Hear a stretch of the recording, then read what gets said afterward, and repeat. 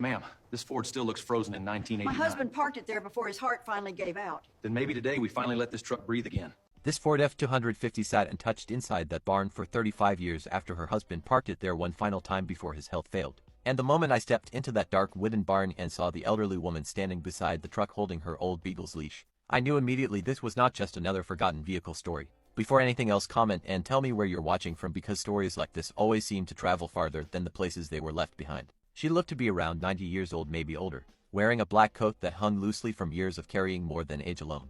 And she never took her eyes off the truck while she talked. I asked her how long it had been sitting there, and she answered quietly, "Since 1989. The last summer my husband thought he still had time." And that sentence alone changed the whole feeling inside the barn. Because suddenly the dust on that Ford did not feel like neglect anymore. It felt like grief that had been sitting untouched for decades. She told me her husband was a respected Ford mechanic in Montana for most of his life, and that truck was the last thing he restored for himself before his second heart attack forced him to stop working. He said once he got stronger we'd drive it to Yellowstone again, she told me. Then she looked down at the dirt floor and added softly, "But he never got stronger." And honestly, there was something about the way she said it that made the entire barn feel frozen in time. I started looking around and realized nothing in there had really changed since he passed. Old tools still hanging where he left them, coffee cans on the shelf, faded shop rags folded in the corner. Even the deep tire tracks in the dirt still looked fresh enough to belong to yesterday. And the whole place felt less like storage and more like someone had simply stepped away for a moment and never returned. I asked her if she ever thought about selling the truck, and she shook her head immediately.